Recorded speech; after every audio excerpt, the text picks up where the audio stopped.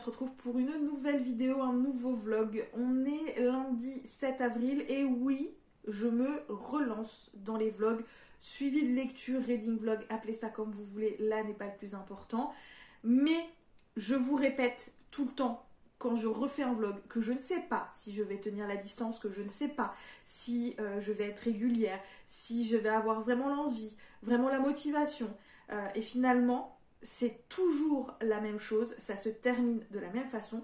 Je n'arrive pas à tenir, je ne suis pas régulière et je finis par abandonner, sans compter que frein supplémentaire, c'est les vidéos que vous boudez complètement sur la chaîne et que donc c'est encore moins motivant de tourner ces vidéos et que si vous n'y trouvez pas d'intérêt et moi non plus, eh bien ça sert à rien de perdre de l'énergie à faire des vlogs.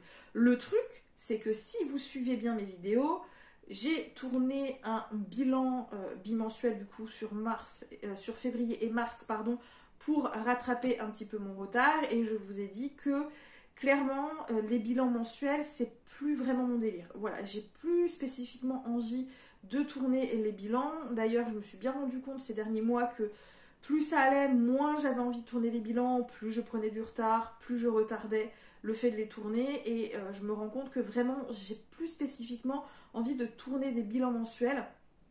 En tout cas, pas sous cette forme-là. Le truc, c'est que j'ai pas encore vraiment trouvé ce qui me conviendrait mieux sur les suivis de lecture. Donc je retente les vlogs. Je ne sais pas si je vais faire des vlogs sur la durée. C'est un peu mal parti, on est d'accord, vu mes antécédents.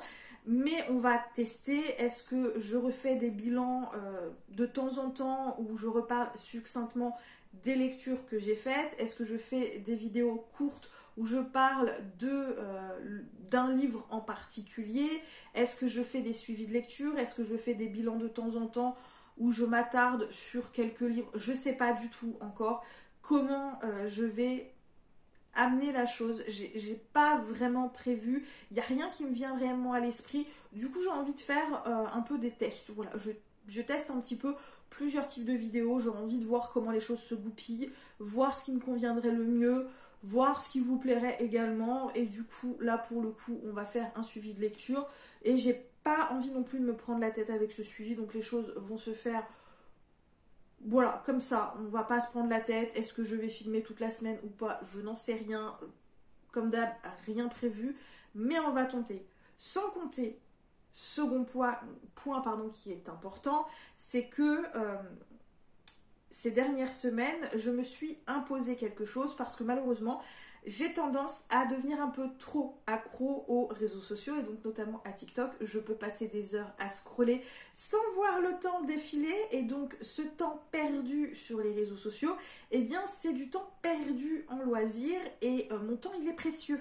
Donc j'en ai marre de le perdre sur les réseaux sociaux. Du coup, je me suis imposé de passer moins de temps sur les réseaux et passer plus de temps avec ma famille, mes amis, à faire les choses que j'ai à faire. Et en termes de lecture, je me suis donc imposé également de lire tous les jours au minimum une demi-heure et les samedis et dimanches de lire 1 heure obligatoirement. Alors, j'y arrive pas tous les jours parce qu'il y a des jours qui sont plus compliqués que d'autres, parce que j'ai des choses à faire, parce que je suis fatiguée, etc. etc. Mais dans l'ensemble, ça fait quelques semaines que je tente et ça fonctionne pour le moment plutôt bien. Mais je me suis dit que vlogger, c'était pas mal pour ce type de challenge et je me suis dit que ça me motiverait peut-être également un petit peu plus à lire un peu plus et du coup à reprendre un rythme de lecture un peu plus régulier. Bref, du coup, pour ce début de vlog suivi de lecture, j'ai 2 lectures en cours à vous présenter. Là, on entame la 2e semaine de lecture des 2 livres. Alors oui, je les tiens depuis un moment, mais il y en a un que je ne lis que le week-end et l'autre m'a donné beaucoup de mal au départ et j'en suis un peu plus de la moitié et je vous avoue que je suis encore un petit peu mitigée là où j'en suis avec cette lecture. C'est un livre un peu particulier, je trouve, et c'est ma première découverte de l'autrice. Pour le coup, il s'agit du premier tome de Dream Blood, donc The Killing Moon, de N.K. Jemisin, je ne sais pas comment on prononce, aux éditions J'ai lu, donc en format poche. Cette autrice, j'en ai beaucoup entendu parler, notamment avec sa trilogie la plus connue qui est La Terre fracturée, il me semble. Je ne sais plus si c'est exactement le titre, mais ça a très très bien marché. C'est une saga qui a été assez plébiscitée. Je crois même qu'elle a été récompensée, donc c'est pour vous dire. C'est une autrice que je veux découvrir depuis un moment. Je me tâtais et finalement le résumé de ce premier tome me hypait de fou, et du coup quand il est sorti en poche au mois de mars, je me suis dit prends-le, et finalement je ne l'ai pas fait, vraiment tardé. Sauf que mon enthousiasme est un petit peu retombé. Il est un petit peu retombé parce que je vous avoue que le début du récit, il a été un peu compliqué. Le début du récit a été un peu compliqué. Donc ici, on est dans la ville de Gujarat, où il y a des collecteurs. Les collecteurs, c'est un peu des prêtres. C'est des prêtres, mais ils ont une particularité, c'est-à-dire qu'ils collectent les rêves des gens. Et malheureusement, ils collectent aussi leurs derniers rêves. Oui, ils les aident à partir, mais dans un monde meilleur. Vraiment, ils les accompagnent. Et pour les gens de Gujarat, pour les gens qui sont pieux et en tout cas qui croient en cette divinité, en cette religion, pour eux, il n'y a rien de plus normal. Vraiment, pour eux, il n'y a rien de plus normal. Pour les prêtres également, pour eux, ce n'est que de la bonté. Ils font vraiment des choses pour les gens, vraiment, et pour, évidemment, leur déesse. Et la particularité supplémentaire, du coup, de cet univers, c'est que les rêves apportent de la magie. Quand vous collectez un rêve, vous emmenez la magie avec vous et vous pouvez la réutiliser derrière. Ici, on va suivre donc dans ce premier tome, notamment le collecteur Eru, c'est ça, ils ont des noms imprononçables, c'est catastrophique. Et Iru, voilà, qui le soir d'une collecte va foirer sa collecte, et non seulement il va la foirer et donc malheureusement perdre une âme, mais il va tomber sur une créature qui est terrifiante, et à partir de là, il va tomber de plus en plus dans des choses complètement hallucinantes, et à un moment, il va devoir choisir entre aider à partir une âme qu'on lui a indiqué de dangereux, ou de la protéger et de trouver des réponses à ces questions. Je m'arrête là pour le résumé. Déjà, je me trouve un petit peu... voilà, c'est un petit peu alambiqué ce résumé-là, mais c'est un univers que je trouve assez complexe, que je trouve très bien fait, très original, très bien développé. Des personnages pareils qui sont hyper complexes, qui ne sont ni blancs ni gris, qui ont des nuances qui sont absolument parfaits. Et Eru, lui, c'est un personnage qui est extrêmement naïf dans sa foi, je dirais. Il est tellement pieux, il est tellement pris par sa foi qu'il en oublie un peu le monde extérieur et qu'il n'est pas capable de voir ce qui peut lui tomber dessus. Et il a un côté presque enfantin, je trouve, de ce côté-là. C'est un univers qui est très riche. Vraiment, l'univers, il est génial. J'aime beaucoup. L'intrigue est assez simple de compréhension, assez facile, même s'il y a des tenants et aboutissants qu'on ne nous dévoile pas tout au départ. Il y a tout un panel de personnages également secondaires qui sont extrêmement intéressants, même si un petit peu moins développés. Le problème, selon moi, c'est que c'est un univers qui est difficilement abordable au départ, parce que tout va nous tomber dessus comme si un peu on devait le connaître alors que pas du tout. Et c'est alourdi également par une plume qui est pas facile au départ. En tout cas, quand on n'est pas habitué, c'est un peu compliqué. Moi, j'étais pas habituée à cette plume, donc je l'ai trouvée extrêmement lourde, extrêmement pas complexe, mais difficilement abordable, avec un univers voilà, qui n'est pas non plus très abordable. Et au début, ça a été compliqué. Il m'a fallu pratiquement une centaine de pages pour vraiment m'habituer à cette plume, pour vraiment m'habituer à l'univers. Et donc, les premières 100 pages ont été extrêmement laborieuses. Maintenant, il y a quelques petites longueurs, je trouve, et je suis mitigée parce que quand je suis dedans, je suis super bien, j'aime beaucoup ma lecture, mais quand je pose le livre, bah, je n'ai pas la motivation plus que ça de me replonger dedans. Voilà. Donc pour l'instant, c'est un peu particulier mon ressenti là-dessus. Peut-être quand je l'aurai terminé et que j'aurai un peu de recul, les choses seront un peu différentes. Mais bon, pour l'instant, voilà. Mais je vais essayer de le terminer cette semaine, parce que j'en suis quand même à un peu plus de la moitié, donc il est peut-être temps que je le termine. Et les week-ends, parce que je ne l'amène pas du tout au boulot parce que le livre est lourd, il est gros, il est épais, il est beau, c'est un relié et que j'ai pas envie de m'encombrer avec. Il s'agit du premier tome de la trilogie de la guerre des cœurs égarés, donc ici les braises de la guerre de Carissa Brandberg aux éditions Lost Kingdom. Pour la petite anecdote, j'avais complètement oublié que j'avais ce livre dans ma bibliothèque. Ouais, voilà. C'est ça quand on a une palle tellement énorme qu'elle dépasse votre existence. Je l'avais oublié. Et là, en rangeant ma nouvelle bibliothèque, je le prends, je fais mais c'est quoi ce livre?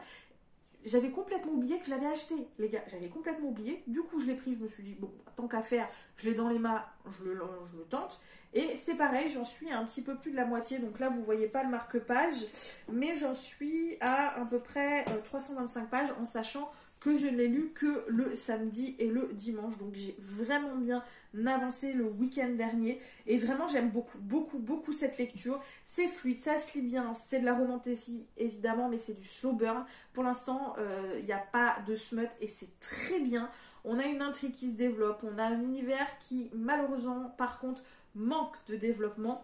Donc ici, on va suivre Tisana. Tisana est une esclave qui a tenté de racheter sa liberté, sauf que manque de bol, le jour où elle l'essaie, tout va partir à volo, les choses vont très mal tourner et elle va fuir très loin dans un autre pays en laissant derrière elle celui qu'elle considère comme un frère qui est donc un autre esclave et évidemment les autres esclaves de la maisonnée. Et Tisana culpabilise à mort. Elle, tout ce qu'elle veut, c'est y retourner pour pouvoir les sortir de là et donc notamment son meilleur ami.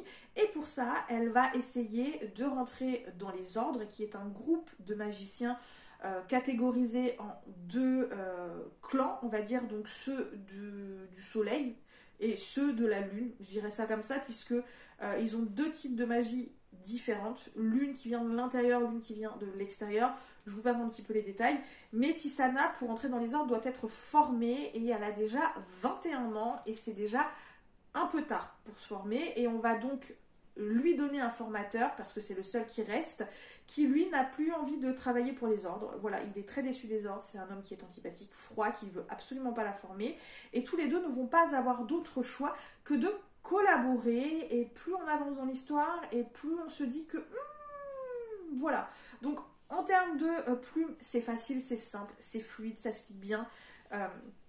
Les personnages sont intéressants, ils se développent tout au long du roman, donc là où j'en suis, Tisana, c'est un personnage qui évolue beaucoup, sachant que c'est une esclave, une ancienne esclave, et elle l'a été pendant très longtemps. Max, c'est un personnage qui se dévoile avec beaucoup plus de difficultés, même si c'est le typique personnage ténébreux, mystérieux, etc. On a une intrigue qui, je vous dis, se développe tout doucement avec des enjeux politiques, des enjeux, on va dire, internationaux. On sent qu'il y a des tensions entre les peuples, on sent que les tensions deviennent de plus en plus exacerbées, et que ça risque très fortement d'exploser. Et à côté, on a Tisana qui, elle, n'a qu'un objectif et qui, vraiment, elle se donne à fond, elle sacrifie beaucoup de choses d'elle-même pour pouvoir arriver à son objectif. Pour l'instant, vraiment, j'aime beaucoup. Je vous dis, ça se lit très bien, ça se lit tout seul, c'est très agréable. La romance, c'est du slow burn. Je trouve qu'elle est extrêmement claire et crédible, cette romance, parce qu'elle avance tout doucement. Et vu les personnages, vu leur passif, c'est complètement normal que ce soit aussi lent. Et il n'y a pas de smut. Il n'y a pas de smut. C'est génial.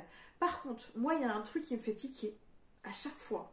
Et je vous assure, moi, ça me fait tiquer dans les dialogues, c'est qu'il n'y a pas de négation.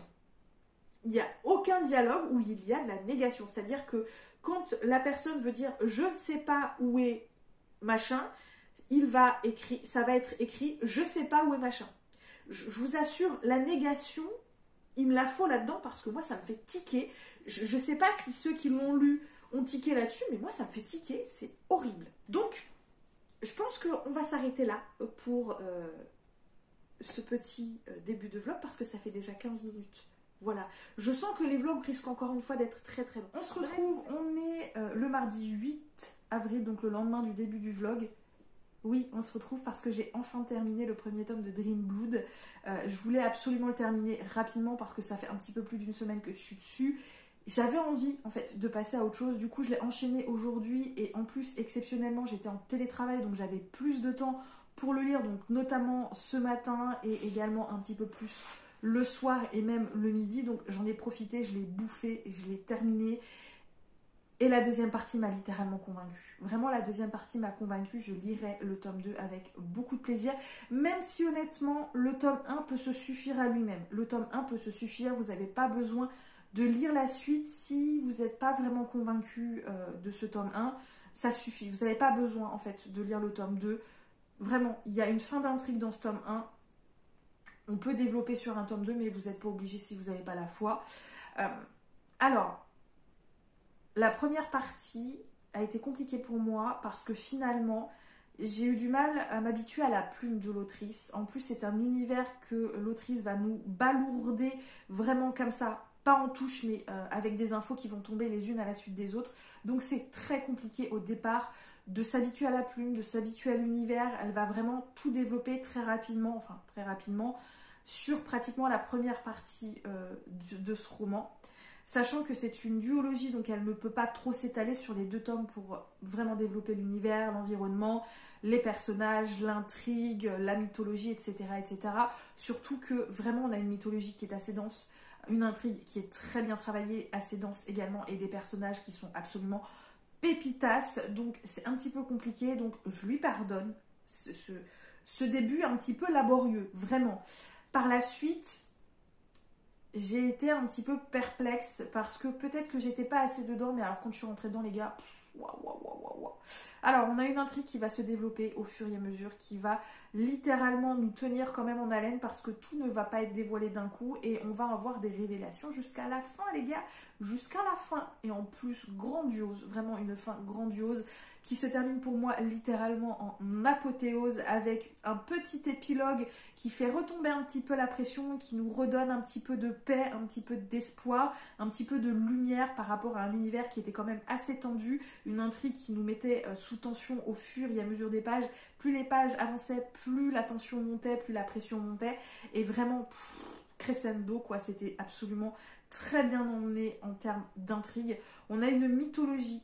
On adhère ou on n'adhère pas à cette mythologie-là, mais on ne m'enlèvera pas le fait que c'est une mythologie qui est originale, où on a une véritable histoire sur cette mythologie, quelles sont les croyances, quelles sont les différentes interprétations vis-à-vis de cette foi, de cette religion. On a vraiment quelque chose de très bien développé, très bien fait. On a donc les prêtres collecteurs, dont Eheru et donc son apprenti Nijiri, qui sont des prêtres un petit peu particuliers. Je ne voudrais pas trop vous en dire vis-à-vis d'eux. On a par exemple Eheru qui est le plus connu des prêtres collecteurs, le plus plébiscité, celui-là qui fait le taf, mais trop bien, vraiment il est très bien. C'est un personnage qui est très omnibulé par la foi. Alors attention, il n'est pas extrémiste, mais il ne vit que pour sa foi. Vraiment, il a quelque chose pour sa foi, et on comprend pourquoi également vis-à-vis d'une situation qu'il a eue petit et qui a été extrêmement traumatisante, et depuis il fait un petit peu un blocus vis-à-vis de ça, et Eheru, ne vivant que pour sa foi, va vis-à-vis d'une situation se retrouver au monde extérieur et devoir confronter à ce passé douloureux, à des émotions qu'il a voulu cacher, qu'il a voulu peut-être enfouir au fond de lui, et qui petit à petit vont parfois le submerger, et il va devoir être confronté à ça. On a Nijiri qui est un jeune apprenti de 16 ans qui est tout juste considéré comme adulte, et qui lui, dans sa jeunesse et dans son inexpérience, va devoir affronter des choses qui vont le pousser à mûrir très vite, à avoir de l'expérience très vite, à comprendre les choses très vite. C'est un personnage qui est extrêmement fort, qui a des défauts parce qu'il est jeune, parce qu'il manque d'expérience. Lui-même le sait qu'il y a des choses qui ne vont pas. Par exemple, il est très colérique, il a parfois du mal à contrôler sa colère, mais c'est un personnage qui est extrêmement têtu également, extrêmement volontaire, et quand il a une idée en tête, il ne l'a pas ailleurs. Et ça peut être aussi un défaut qu'un atout, et on le voit très très bien dans ce premier tome. On a aussi Suandi qui, elle, est une ambassadrice d'une autre cité-état, qui croit en la même déesse que Nijiri et donc Eheru, mais qui n'a pas la même façon de vivre sa foi, qui est plutôt même assez modérée, qui n'est pas forcément pratiquante, et n'ayant pas la même interprétation de cette foi. Ces trois personnages vont être confronté à l'autre et à la foi de l'autre, et comment en plus dans un univers où une intrigue tout ce temps entre les pays, on sent que c'est très tendu, qu'il y a des enjeux extrêmement importants, extrêmement dangereux pour l'avenir, qui pourraient détruire leur avenir ou pas, donc enjeux politiques, etc., etc. Et donc comment apprendre de l'autre en respectant la foi de l'autre, ne la jugeant pas, alors que vraiment ils sont partis sur de mauvaises bases dès le départ, les gars. Ça a été très compliqué. Sandy est un personnage qui, pareil, c'est une jeune femme qui doit faire ses preuves, qui a été adoptée et qui veut absolument protéger son pays, mais qui est également en danger elle-même et qui va subir des choses assez horribles, qui va perdre des gens qu'elle aime, et pour elle, ça va être en partie un peu de la faute de Eru et Negeri, et ils vont devoir se côtoyer et ils vont devoir apprendre de l'autre. Et j'ai adoré la confrontation tout au long du roman de ces trois personnages qui apprennent au final l'un de l'autre, les uns des autres, et qui vont grandir, évoluer. Il y a une partie de la fin qu'on voit venir tout du long parce que l'autrice nous y prépare. Elle nous y prépare d'un bout à l'autre et on sait que ça va arriver. J'étais un peu triste, honnêtement j'étais un peu triste, j'aurais voulu que ça se termine beaucoup mieux, mais on est préparé à ça. Et au final, est-ce que c'est une fin aussi horrible que ça ? Je ne sais pas. Mais vraiment, j'ai adoré cette histoire. Et petit point positif supplémentaire, si vous n'êtes pas convaincu par le tome 1, vous n'êtes pas obligé de lire le tome 2 parce que le tome 1 se suffit vraiment à lui-même, vous n'avez pas besoin d'en savoir plus. On nous amène peut-être quelque chose pour un tome 2, mais pas d'obligation, vraiment pas d'obligation. Il y a une fin, il y a vraiment une intrigue qui se termine dans ce tome 1, donc c'est plutôt pas mal. Mais moi vraiment j'ai adhéré finalement et je lirai le tome 2 parce que, ouais, finalement c'est un roman qui est tout en profondeur, très bien travaillé et assez dense au final, et que j'ai vraiment bien aimé. C'était vraiment très cool. Donc ça, c'est ma lecture terminée pour la semaine. Et aujourd'hui, j'ai envie d'entamer un livre que j'ai acheté début avril, que j'ai vu pas mal passer partout. C'est un one-shot, apparemment, je n'étais pas au courant. Il s'agit donc de celui-ci qui est A Language of Dragons de S.F. Williamson, donc aux éditions Big Bang. Je l'ai pris en format relié parce que le format relié est très joli, et notamment parce que voilà. Et pourquoi ? Parce qu'il y a des dragons, mais les dragons quoi, vraiment les dragons, vous savez que c'est mes créatures préférées. Donc ici on va suivre une jeune femme qui apparemment étudie la langue des dragons. Les dragons vivent plus ou moins en paix avec les humains, j'en sais pas vraiment plus pour tout vous avouer. J'en ai entendu du bien dans l'ensemble, donc à voir. Et j'en ai profité pour ce début d'avril, donc j'ai acheté ce roman-là, et j'ai acheté deux autres romans, donc un indispensable avec le troisième et dernier tome de la trilogie, des maîtres en lumineur, donc ici Les Terres Closes de Robert Jackson Bennett. Oh là là, c'est la nuit, il fait tard, je commence à perdre mes mots et à ne plus être très cohérente. Bref, j'ai pas lu le deuxième tome parce que j'avais peur d'être frustrée à la fin du deuxième tome, donc il va falloir là que j'enchaîne parce que, pour rappel, j'avais eu un gros coup de cœur pour le tome 1 et vraiment je l'avais bouffé. Et j'ai également acheté le premier tome de cette trilogie qui est donc L'Arbre de l'été, donc ici la tapisserie de Fiona Var de Guy Gabriel Kay, donc aux éditions Neptune, qui est une collection poche des éditions de la Talente, il me semble. Que je vous dise pas de bêtises. Oui, c'est ça. Donc, collection poche des éditions de la Talente. Et regardez ce petit effet métallisé, trop joli. Honnêtement, j'étais super intriguée. Alors, c'est une trilogie qui date des années 80, il me semble, donc qui n'est absolument pas récente, on est d'accord. Mais, si vous vous posez la question, on est bien dans un isekai. Oui, vous savez, ces personnages qui se retrouvent dans un autre univers, ce n'est pas un concept très récent au final, puisque dans les années 80, il y avait déjà le délire. Apparemment, il y a des vibes un peu à la Seigneur des Anneaux. Vous savez, pour moi, le Seigneur des Anneaux, c'est un grand classique. Personne ne pourra le détrôner, mais bon, c'est pas grave. Donc ici, on va suivre apparemment 5 jeunes adultes qui sont en fac et qui, du jour au lendemain, vont se réveiller dans un autre univers et vont, si j'ai bien compris, le grand classique, sauver le monde. Enfin, en tout cas, devoir sauver le monde À savoir s'ils y arriveront ou pas, je n'en sais rien. Mais voilà, j'étais super intriguée, surtout que voilà, on a des rééditions qui sont très très très jolies, donc voilà. Bref, du coup, je m'arrête là et je vous retrouve plus tard pour la suite du vlog. On se retrouve, on est jeudi. J'ai quelques petites choses à vous dire en termes de lecture, évidemment, sinon je ne vous reprendrai pas. Mais avant de commencer, on va parler de mon petit craquage du jour. Craquage qui n'était pas prévu au programme, ou en tout cas pas tout de suite. Mais je devrais plus entrer dans les librairies, je devrais plus, mais ça me fait tellement bien de rentrer dans une librairie et j'ai craqué. Voilà, j'ai craqué pour 2 livres. Ça va, j'ai pas craqué pour plus de 2 livres, ce qui est bien, même si ça coûte très très cher, on est d'accord. Le premier, c'est celui-ci, qui est donc la préquelle de Powerless, donc Powerful. Me demandez pas pourquoi, parce que j'ai toujours pas lu le tome 1. Il me le fallait, voilà, c'est tout, il me le fallait. Plutôt prévu pour le mois prochain, mais il était là, bah je l'ai pris, voilà, je l'ai pris. Et le deuxième, c'est pareil, il était prévu plutôt pour bien dans 2 mois. J'ai craqué aussi avec donc celui-ci qui est la petite boutique des sortilèges de Sarah Beth Durst aux éditions Brajlon. Je sais pas pardon, si c'est un tome 1 ou un one-shot, on verra bien. Mais c'est de la cozy fantasy et plus j'en lis, plus je me rends compte que j'aime ça. Voilà, plus je me rends compte que la cozy fantasy fait partie des genres que j'aime beaucoup. Et donc évidemment, il était là, j'ai craqué. Donc ici on suit Kayla. Kayla, qui est une jeune femme solitaire, qui travaille dans la grande bibliothèque de sa ville.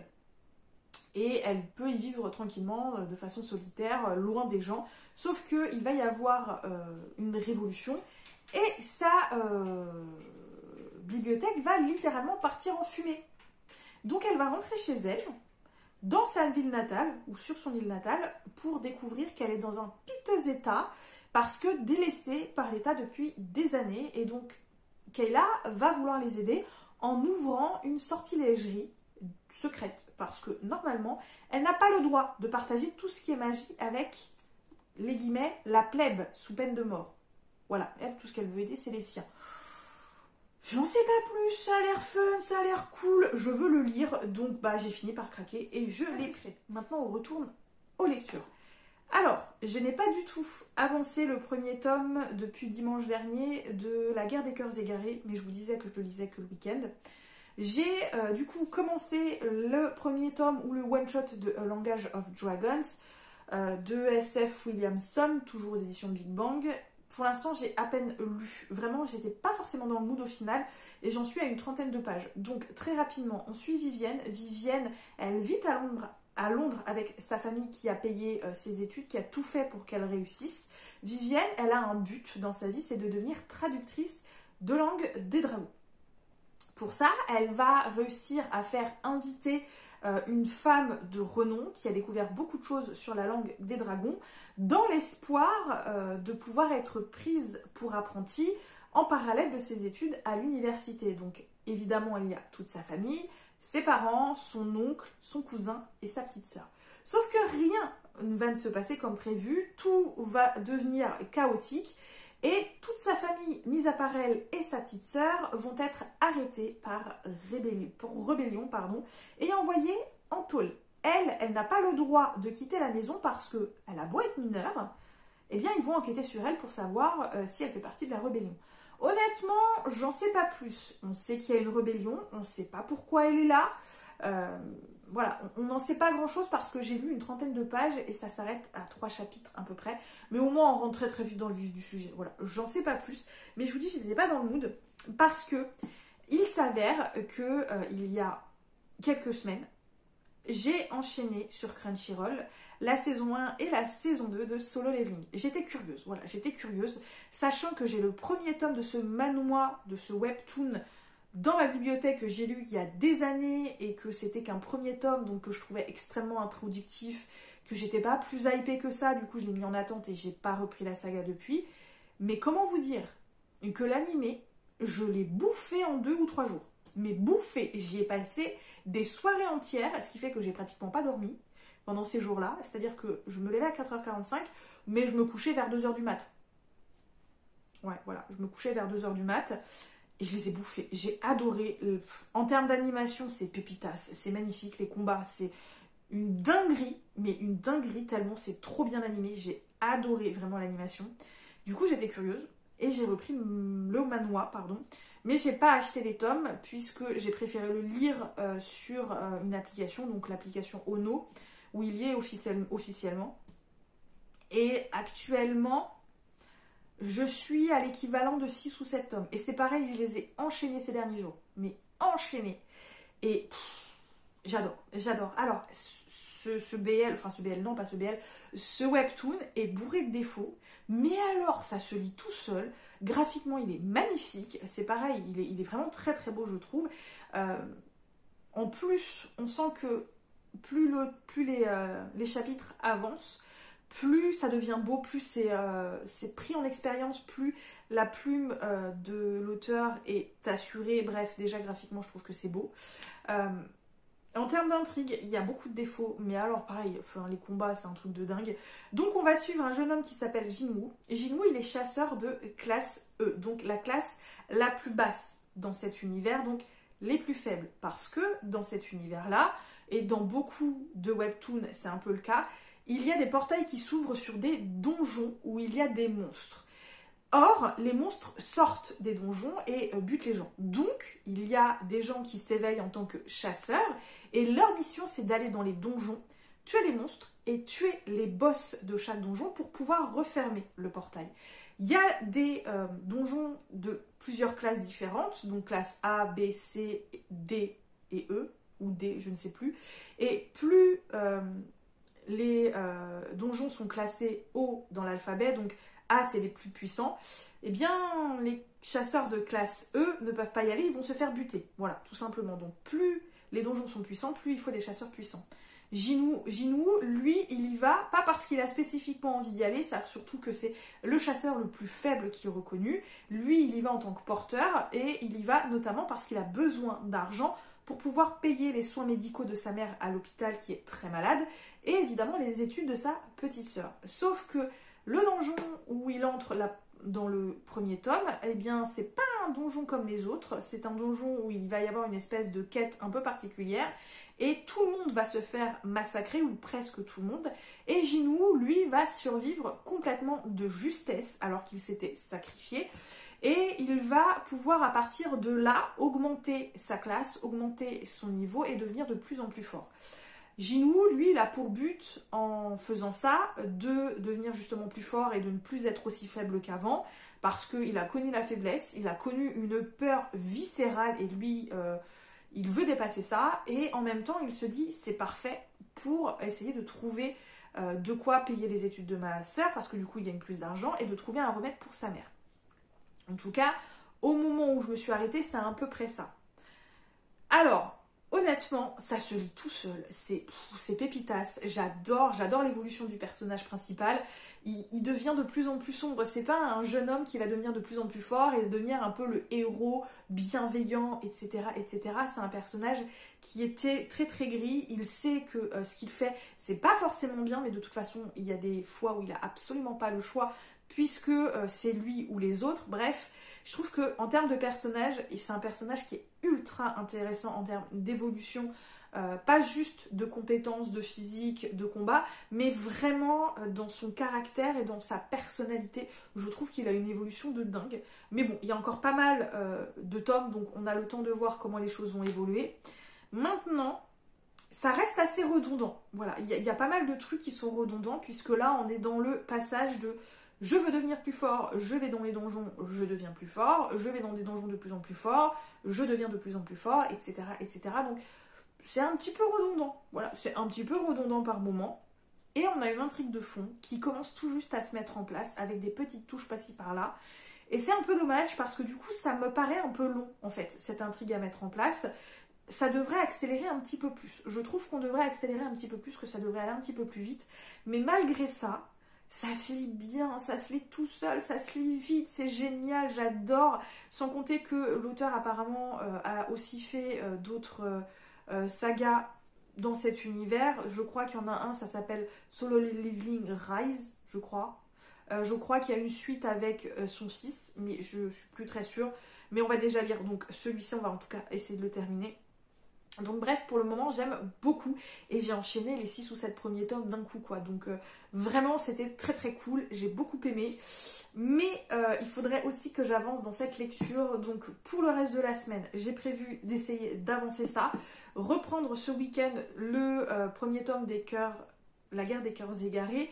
Et enfin aussi, quand même lire, en tout cas essayer de lire 2 autres tomes de Solo Leveling. Voilà, j'aimerais avancer le plus vite possible dans ce manhwa parce qu'en plus c'est de la BD, ça se lit vite, ça se lit bien, donc je voudrais vraiment enchaîner et être à jour en termes de ce webtoon, en termes de tomes sortis en France en tout cas. Bref.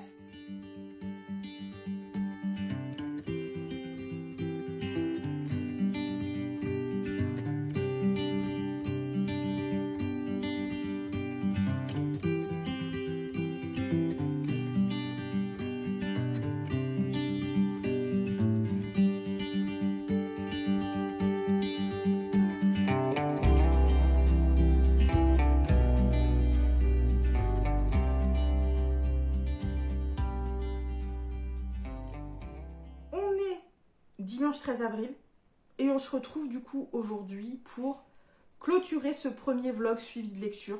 Et c'est un premier suivi de lecture assez mitigé puisque je n'ai terminé que le premier tome de Dream Blood dont je vous ai parlé mardi il me semble, et actuellement j'ai 3 lectures en cours. Parce que pourquoi faire simple quand on peut faire compliqué? Honnêtement, c'est rare que j'ai autant de lectures en cours, mais là j'en ai 3 en cours. Voilà. Cherchez pas, je suis voilà, je me suis dit 3, c'est rien, vas-y, tu peux même en mettre une 4e pendant que tu y es. Ouais. Bref, cette semaine, j'ai pas réussi à obtenir mes objectifs non plus qui sont de 30 minutes tous les jours et 1 heure le samedi, 1 heure le dimanche. Ça a été une semaine assez dense parce que j'ai ma meilleure amie qui est revenue d'Espagne et toutes les deux, ça fait quelque temps qu'on prépare également la brocante, en tout cas le vide-grenier qui a lieu dans mon patelin, sauf qu'il a été annulé en milieu de semaine. Et autant vous dire que je suis dégoûtée parce que moi ça fait des semaines que je prépare ce vide-grenier et voilà, je suis vraiment dégoûtée parce que ça m'a pris du temps, ça m'a pris de l'énergie.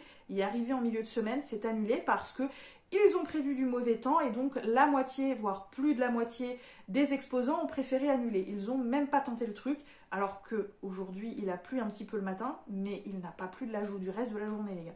Donc c'était largement faisable. On était dégoûtés. Voilà, on était dégoûtés. Du coup, pour compenser, samedi, hier, on a été à Disney Village. Voilà. Un petit truc à l'arrache qui n'était pas prévu. On a passé un bon moment, c'était cool. Donc voilà. Bref, du coup, cette semaine, comme je vous disais, un livre terminé et 3 livres en cours. Donc le premier en cours, c'est donc celui-ci qui est Language of Dragon, que je n'ai pas du tout avancé. Voilà, j'ai pas du tout avancé parce que, je sais pas, j'arrivais pas à entrer dedans, alors que pourtant il me fait envie, hein, c'est clair qu'il me fait envie.